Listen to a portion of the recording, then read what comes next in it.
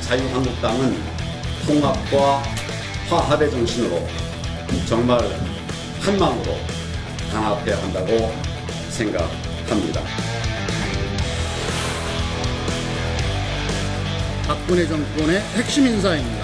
타죄나 반성 한마디 없이 마치 개선 장군처럼 정치하겠다고 나서고 결국 도로 친박당인 셈입니다. 당권이나 대권 도전을 하기보다는 공직자로서의 최소한의 양심과 도리를 가지고 나라를 망친 것에 대한 책임을 공감하고 반성하며 봉사하며 살아가시기 바랍니다.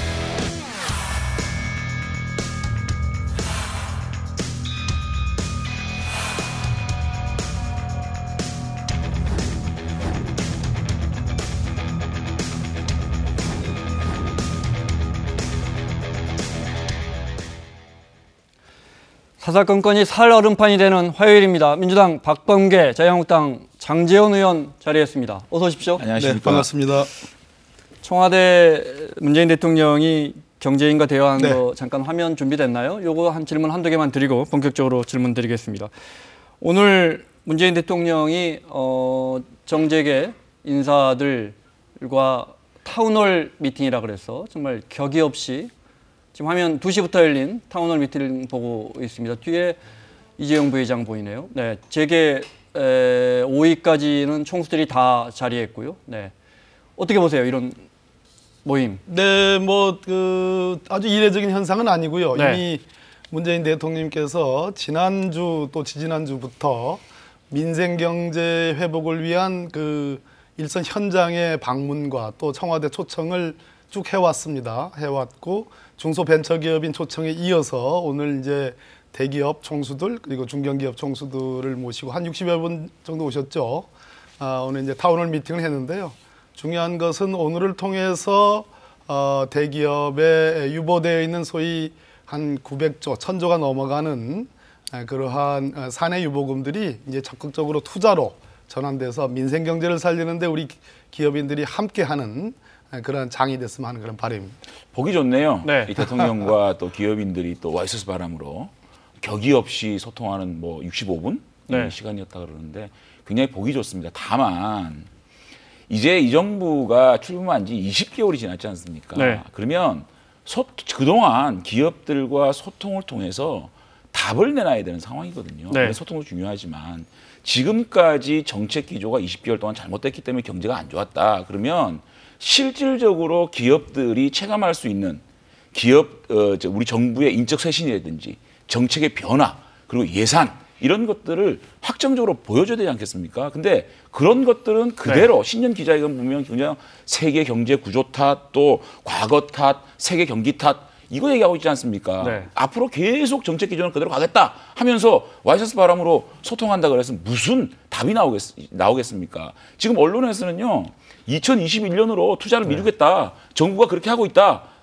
정부가 이렇게 계속 정책 기조를 이렇게 만들어가면 기업은 그렇게 하겠다. 이런 기사들이 난무하는 상황에서 저런 소통을 이제 한 단계 넘어서 정책 기조의 변화에 대한 확실한 시그널을 우리 이 기업에다가 좀 보내주는 것이 훨씬 기업들이 투자하기 좋은 나라를 만드는 것이다라고 지적하고 싶습니다. 반론의 여지는 없어요. 충분히 야당 의원님으로서는 하실 수 있는 말씀이고 저런 소통의 장에 대한 평가를 해주셨는데 저것이 궁극적으로 투자로 연결될 수 있도록 문재인 정부가 힘써달라라는 바람으로 받아들이겠습니다. 아니 그러니까요. 네. 제가 한 말씀만 더 드릴게요. 네. 투자로 연결되기 위해서는 기업하기 좋은 반기업 정서를 없애고 또 노동 문제의 유연성 부분 또 예산을 어떻게 다르게 집행할 것이냐 이런 것에 대한 답을 내주셔야지만 이런 소통을 넘어서 기업이 투자할 것이다. 저는 이렇게 보는 거죠. 지난번 연두 기자회견 때 대통령께서 35번의 경제 얘기를 했고요. 그중에 29번을 이제 성장 얘기, 29번 중에 21, 2~3번이 혁신에 관한 얘기를 했어요. 그러니까 그럼에도 불구하고 야당 일각에서는 기존의 소득주도 성장만 얘기했다. 그거 고집했다라고 저는 아전인수적인 그런 발언을 하시는데 그건 아니고요. 혁신 성장을 강조했고 혁신 성장의 주요 기본인 규제 혁신이 앞으로 제기될 거고 대기업뿐만 아니라 중견기업 모두에게도 그런 발판이 좀 될 거라고 생각합니다. 알겠습니다. 오죽하면 한 기자가 대통령의 그 자신감을 어디서 나오는 겁니까? 그런 발언을 했겠습니까? 그래서 욕을 많이 먹었죠. 칭찬도 많이 들었죠. 기자가 욕을 많이 먹었다 이 말씀이신 거죠. 네. 뭐 또 최경영 기자라는 KBS의 좋은 기자분도 계셨고요. 알겠습니다. 하나만요. 네. 오늘 130여 분의 재계 인사들이 왔는데 네, 65분 진행했거든요. 130여 분. 네. 대통령이 소통하는 건 물론 너무 좋은데 네. 네, 이런 게 자주 있었으면 좋겠는데 또 대통령도 뭐 현장에서 답을 찾겠다고 했고요. 65분 동안 무슨 이야기 하겠습니까? 65분 해보셨잖아요. 네. 금방 지나가고 대통령 모두 발언하고 나면 끝나버릴 것 그러니까요. 같아요. 이제 제가 답을 찾습니까? 답을 이제 찾습니까? 저한테 물은 질문. 네. 65분 동안 뭘 할 수 있겠느냐. 뭐 제가 대통령이 돼보지 않아서는 잘 모르겠는데요. 그러나 중요한 것은 어찌됐든 대통령과 일선에 있는 기업 총수들이 청와대에서 만났다라는 거. 과거 정부하고 이제 비교해서 보면 문재인 정부에 대한 그 이제 야당의 색안경이 있지 않습니까? 그리고 대기업 일군의 그러한 어떤 그 오해가 있는 건데 그 오해를 풀 수 있는 장소 또 동시에 대통령의 시그널을 보여줄 수 있는 측면에서는 저는 뭐 충분히 의미. 과거 정부는 주로 뒷방에서 만났죠. 네. 네. 알겠습니다. 자, 황교안 전 대단하시다. 총리 오늘 자유한국당 입당했습니다. 오늘 예. 이 이야기 하려고 네, 그러시죠. 많이 하실 말씀 많으시죠? 일단 입당 기자회견 내용 일부분 들어보겠습니다. 대한민국 사회 곳곳에서 터져나오는 힘들고 어렵다라고 하는 이 고통의 목소리를 제가 더 이상 외면하기가 어려웠습니다. 흔들리는 대한민국을 올바르게 할 수 있다면 저의 작은 힘이라도 지금 보태야 되겠다는 생각을. 입당을 하시면서 당내 여러분들이 뭐 무혈육성이다 뭐 해서 좀 제가 처음 정치에 발을 내딛는 첫 자리입니다. 앞으로 정말 낮은 자세로 제가 함께하고 국정농단을 꺼내시에 도민을 넘어서 법무부 장관 국무총리를 하면서 공범이라는 의혹이 있는데 지난 정부에서 마지막 총리를 지낸 사람으로서 국가적 시련으로 인해서 국민들이 정말 심려를 가지시게 한 점에 대해서는 송구스럽게 생각을 합니다. 다만 그것으로 인해서 함께 일했던 그 모든 일들과 또 공무원들이 함께 적폐라는 이름으로 몰아가는 이런 것은 제가 결코 동의할 수 없다고 생각합니다. 탄핵은 잘못됐다고 생각하시나요? 그 질문에 대해서는 정말 고맙고 감사하게 생각을 합니다. 우리들에게 지금 꼭 필요한 것은 국민 통합이라고 생각합니다. 그런 관점에서 자유한국당이 정말 국민들에게 신뢰를 받고 그리고 국민 통합을 앞장서서 이끌어갈 수 있도록. 김미선입니다. 정치신의 입당식인데요. 아까 저 질문을 못한 분이 또 계시는데 같은 질문을 두 번. 자신감의 근거는 무엇인지 어디서 많이 들어본 얘기 같으네요. 자신감의 근거는 무엇이냐 아마 기자 한 명이 패러디한 것 같습니다. 저는 신년 기자회견 문재인 대통령에 대한 질문 중에요. 자, 네. 황교안 전 총리 오늘 입당하면서 지난 정부에 대한 책임론 당연히 기자들이 뭐 물어볼 거로 예상은 했는데 거기에 대해서 지난 정부에 일했던 사람들이 다 잘못했다고 생각한 건 아니고 그 사람들이 다 책임져야 한다고 생각하지 않는다. 어떻게 보면 박근혜 전 대통령과의 이렇게 선을 긋는 그런 부분 그렇게 해석이 가능한 것 같아요. 어떻게 보십니까? 유체이탈 화법이죠. 박근혜 전 대통령에 대한 국민들의 비판은 유체이탈로 대표됐는데 역시 황교안 전 총리 역시 유체이탈이었습니다. 사회 곳곳의 고통을 외면하기 어렵다고 얘기하는데 황교안 전 총리는 박근혜 정부 내내 법무부 장관과 국무총리와 대통령 권한대행을 했습니다. 심지어 그 속에서 그때 외면한 것은 무엇이었습니까? 박근혜 국정농단을 외면했지요.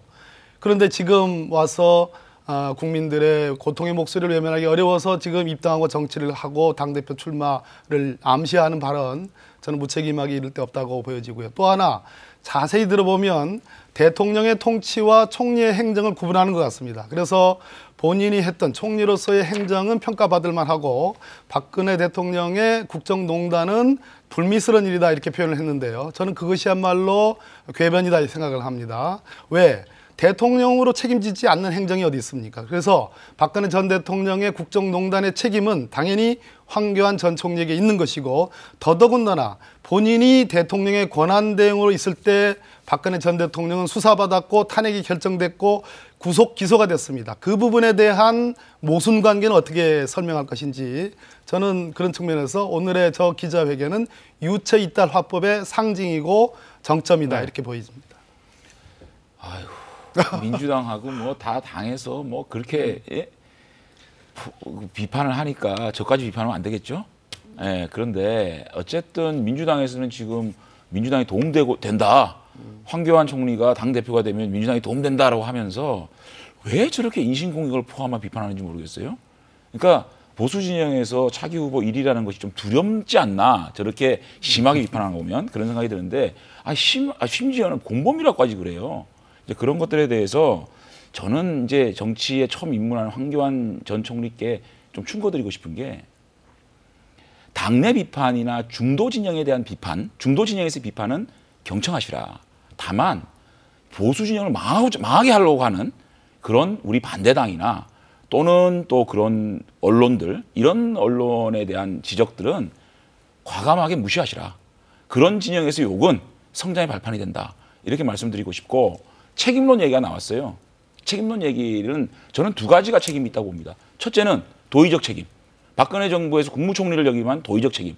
두 번째는 행위적인 법적 책임. 이 두 가지라고 봅니다. 네. 행위에 따른 법적 책임은 이 정부 들어와서 황교안 총리에 대해서 계엄령 문건 사건, 블랙리스트 사건 계속 수사선상에 놓고 수사를 했습니다.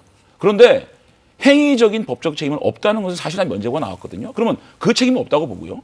두 번째, 국무총리로서의 있던 이런 그 도의적 책임, 네. 이 도의적 책임 부분은 그 책임을 지는 방법은 두 가지가 있습니다. 참여를 통한 적극적 책임, 그리고 칩거를 통한 침묵의 책임. 다른 쪽에 그러니까 이게 참여하지 않는 쪽으로 하는 책임이 있거든요. 근데 그 책임을 어떻게 질 것이냐는 부분은 본인의 선택이라고 봅니다. 본인은 네. 적극적 참여를 통해서 책임을 지겠다. 이렇게 얘기를 했거든요. 자, 그러면 본인이 전당대회 때 당대표가 출마를 해서 만약에 당선이 되면 1차 허들을 넘은 겁니다. 이 진영, 우리 진영 내에서는 면죄부를 준 거거든요. 네. 그 다음에는 총선에서 이제 두 번째 간접적 국민들의 심판을 받겠죠. 거기서 또 일정 부분 성과를 냈다 그러면은 국민들의 직접 심판을 받을 수 있는 그런 걸 통해서 보수를 통합시키고 보수의 새로운 모습을 만들어 나가는 기수가 된다면 그거는 도의적 책임에 대한 적극적 행동이라고 보거든요. 그 행동에 대한 그 책임에 대한 어떻게 책임을 질 것이냐 부분에 대한 선택은 본인의 선택이고 그 선택에 대해서 이제 심판을 받기 위해서 행보를 하는 거라고 보여집니다. 꼭 제가 무슨 그런 자유한국당의 전당대회를 통해서 당원들의 심판을 받는 것과 다음 내년 총선에 국민들의 심판을 받는 것까지 제가 부정하는 것은 아니에요. 그것은 얼마든지 정치적 자유고 네. 그분의 선택의 문제라는 겁니다. 그런데 누가 봐도 우리 장제원 의원님은 아마 마음속으로는 제 말씀에 동의하실 겁니다.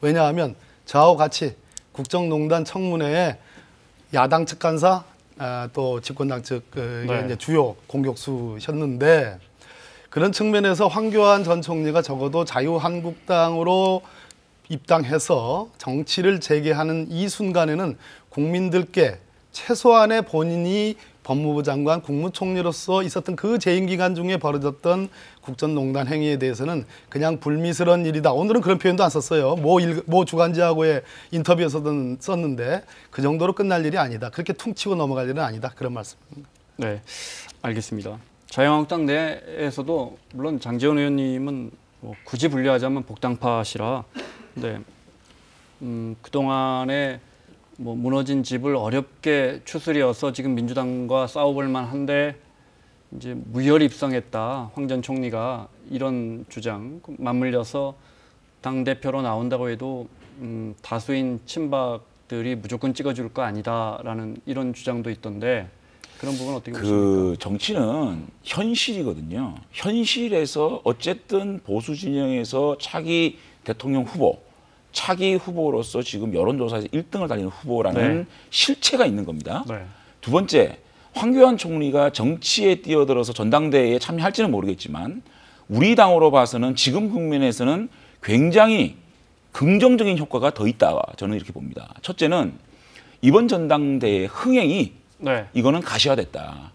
단일 지도 체제를 통해서 이제는 황교안 전 총리가 전대 국면에 뛰어든다 그러면은 이제는 차기 대권의 꿈을 꾸는 분들은 다 나와야 되는 상황이 됐거든요. 네. 그렇기 때문에 이번 우리 그 2월 달에 이 자유한국당 전당대회는 상반기 정치의 가장 큰 이벤트가 될 것이고 가장 큰 컨벤션 효과를 날 수 있는, 그래서 흥행에 있어서는 황교안 총리의 합류가 굉장히 긍정적인, 그건 누구나 다 인정할 그렇죠. 것 같습니다. 네. 두 번째는 개파가 불식되는 역설적인 표현이지만 네. 지금 자유한국당 내부에서 나오는 얘기를 들어보게 되면 개파가 청산되고 있다. 무슨 말이냐면 복당파는 어쨌든 단일 대우로 전당대회에 참여하지 않겠다는 입장을 정했습니다.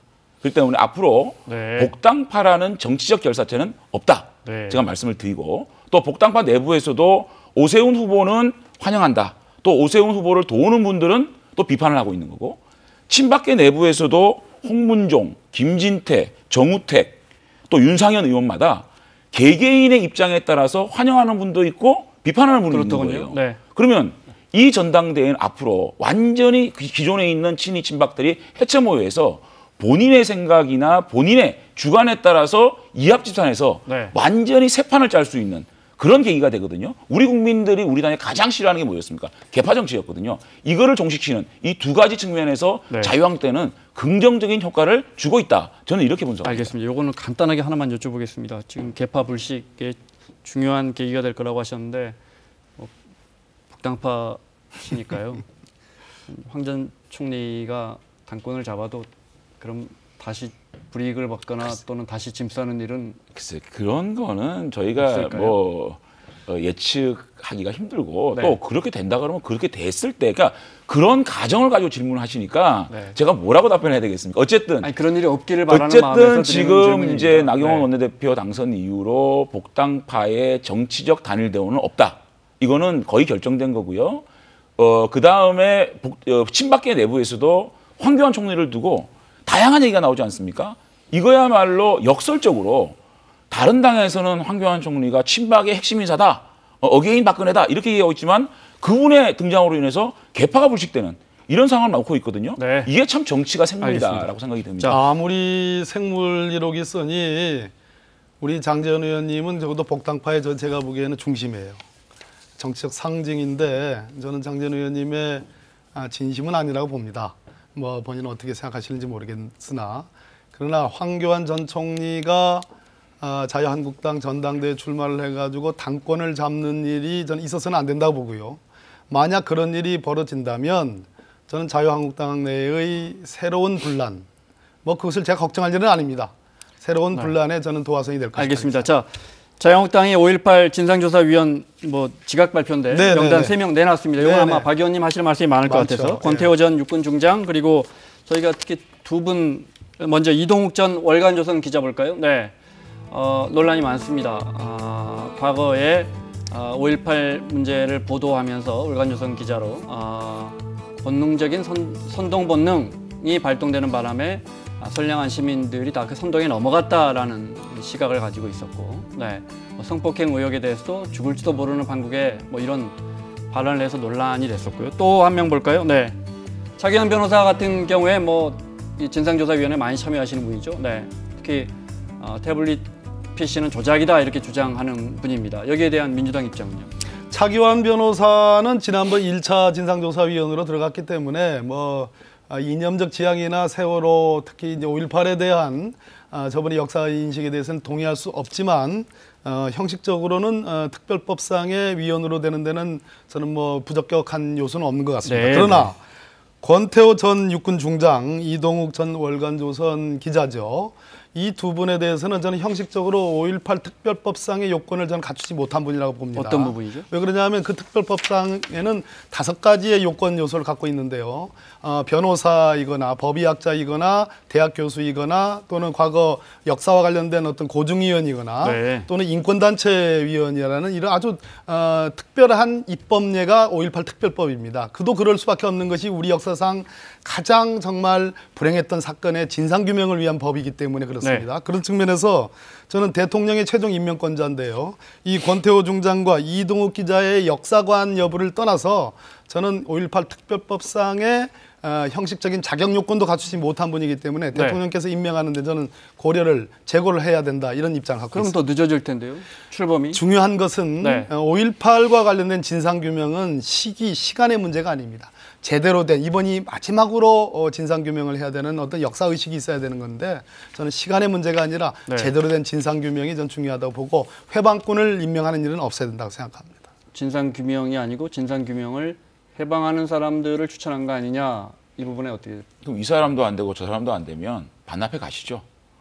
그러니까 처음에 지만원 씨나 변길남 씨 얘기가 뭐 뜬금없이 나와가지고 그분들에 대해서 저희들이 공모 절차를 거쳤지만 배제하지 않았습니까? 그리고 또 새로운 사람을 이번에 추천을 했는데 이분들도 안 된다. 그러면 진상조사에서 우리 당이 공모를 거쳐서 공모한 분 중에 선정을 했는데 이분들은 이래서 안 되고 저분들은 저래서 안 되면 진상조사의 결과를 아주 확정을 하고 진상조사하자는 얘기입니까?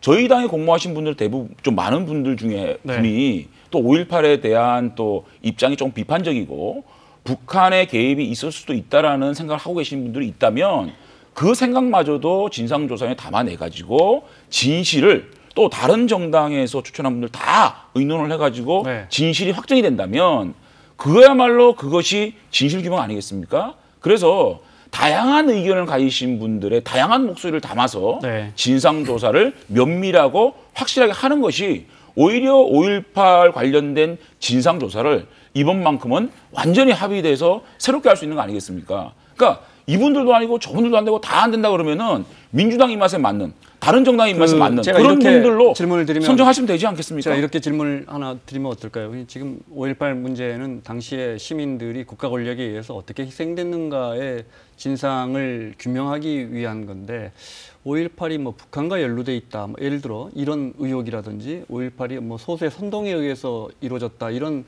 주장을 갖고 계신 분들이 만약에 참여한다면 예를 들어 심석희 선수가 지금 성폭행 의혹을 받고 있는데 과거에 거기에 대해서 폭로하는데 과거에 심석희 선수에 대해서 확인되지 않은 의혹을 제기했던 사람이 그 진상을 밝히러 들어간다면 그건 아니죠. 맞겠습니까? 5.18에 북한군의 일부 어떤 그런 개입이 있다라는 얘기들이 또 그런 연구들이 광범위하게 진행이 되고 있는데 그 부분에 대해서 일정 부분 진실을 밝히는 것도 항목에 들어가 있어요.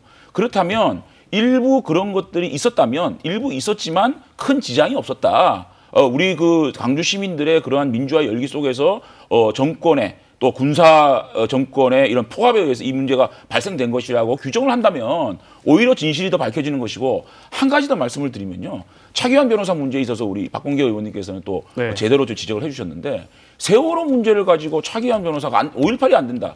이렇게 얘기하는 분들도 많거든요. 이런 것들에 대해서는 자유한국당 추천 몫에 대해서 반대하기 위해서 온갖 비난의 어떤 문제를 오히려 확대해가지고 만들어 나간 거 아닌가 이렇게 생각이 듭니다.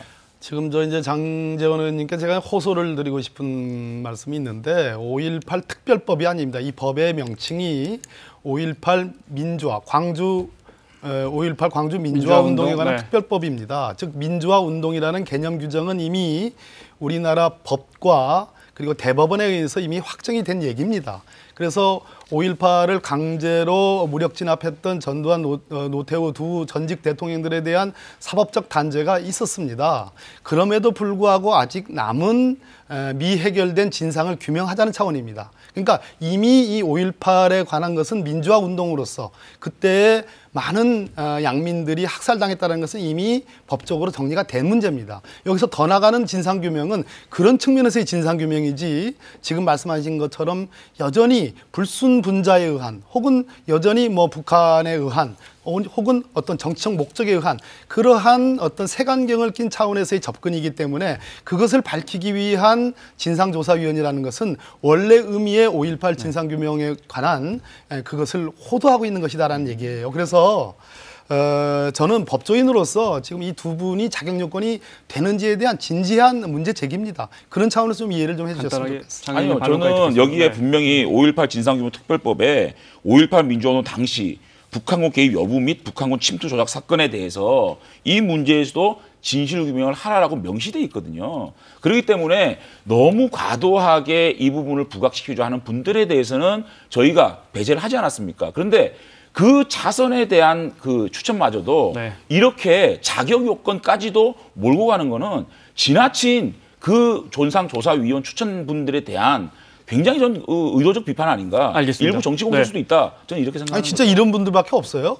저희는 공모를 해서 공모된 분들을 저희들이 면접을 해서 추천한 겁니다. 알겠습니다. 다음 주제 하나만 더 여쭤보고 마무리하겠습니다. 송영길 의원이 지금 저희가 이제 원자력 발전소는 기존에 짓고 있던 신고리 5, 6호기는 공론화위원회 통해서 그건 마저 짓고 이제 더 새로 짓지는 말자 이렇게 정부가 이제 그렇게 결정을 내놓는 상황인데 설계해 놓은 신한울 3, 4호기까지는 요건 짓자라는 의견을 냈어요. 민주당 안에서도 의견이 분분한 것 같아요. 분분하지 않습니다. 네. 송영길 의원께서 왜 저런 발언을 했는지는 저는 이해가 되지 않습니다. 왜 네. 그런가 하니 저 문제는 이미 이 문재인 정부 집권 초기에 공론화위원회라는 그러한 기구를 통해서 충분히 논의돼 가지고 그 당시 네. 문제가 됐던 신고리 5, 6호기는 건설한다. 네. 그리고 나머지 6개 기의 원자력 발전소는 다 백지화한다. 폐쇄한다. 백지화한다라고 네. 돼 있습니다. 그 중에서 다 이제 다 취소가 됐고요. 딱 문제가 되는 저 신한울 3, 4호기는 피해자에 대한 보상이 끝나지 않았기 때문에 지금 중단됐을 뿐이지 취소되는 데는 아무런 문제가 없는 겁니다. 네. 그런 문제를 지금 이제 송영길 의원께서 지적을 했는데 제가 충심으로 이해한다면 아마도 지금 미세먼지에 30%의 영향을 주는 것이 지금 화력발전의 네. 탓이라는 거 아니겠습니까? 그래서 화력발전을 줄여야 되는데 그 줄이는 것에 대한 대체 에너지로서의 기존의 원자력 발전을 얘기한 거라고 저는 선회를 해요. 그러나 네. 그럼에도 불구하고 저 문제는 산자위에서 다뤄야 될 문제고 제가 산자위원입니다. 그런 점에서 산자위원들, 민주당 의원들 어느 누구도 신재생 에너지 쪽으로 가야 되고 원자력 발전은 앞으로 20, 30년 동안 장기적인 관점에서 줄여나간다는 데는 네. 이론의 여지가 없기 때문에 저 말씀은 제가 보기에는 그냥 송 의원님 개인의 의견으로 네. 생각을 합니다. 저는 이 탈원전 정책에 대한 비판 그 부분에 대한 분석도 있겠지만 정치적으로 한번 좀 분석을 해보면 일부 야당에서는 용기 있는 고백이었다 이렇게 얘기하는데 너무 좋아하는 것 같아요. 송영길 의원의 용기가 어디서 나왔을까? 문재인 정권이 흔들리고 있는데 기반하고 있다. 송영길 의원이 노무현 대통령 당시에 이 우리 당이 노무현 대통령 사당이냐? 국민들을 가르쳐 들고 있다. 오만한 자세다. 심지어는 송영길은 늘 비주류였죠. 노명박이다. 이런 비판까지 한 분이거든요. 자, 이렇게 노무현 대통령이 흔들릴 때 비판하시던 분이 지금 이 문재인 대통령의 중점 정책에 대해서 비판을 들고 나왔단 말이죠. 저는 이것이 민주당 저변에 흐르는 반문 세력들의 꿈틀대고 있다. 이렇게 분석할 수도 있을 것이고 네. 어쨌든 마무리해야 그런 합니다. 것들의 일반화돼서 탈원전 정책으로 이제 나온 것이고 저는 이것이 탈원전 정책적 비판이 정치적 비판으로 옮겨가는 과정에 있지 않겠느냐. 저는 이렇게 좀 정치적으로 분석을 해봅니다. 너무 바람이 너무 그냥 만만하신 것 같아요. 저 얼마나 좋아해요 저렇게. 알겠습니다. 마무리해야 합니다. 네. 박 의원님께 여당 의원이 정부 정책과 이렇게 좀 할수 있어요? 어긋나는 이야기 할 수 있는 거죠? 할 수 있는데 네. 아까도 말씀드렸듯이 대통령이 임의로 결정한 게 아니고 네. 공론화위원회를 통해서 수개월에 걸친 국민적 공론 작업을 한 결과로서 나온 결과물을 말씀하셨기 때문에 제가 드린 말씀. 네. 알겠습니다. 여기까지 듣겠습니다. 민주당 박범계, 자유한국당 장제원 의원과 함께했습니다. 다음 주에 뵙겠습니다. 네, 고맙습니다. 고맙습니다.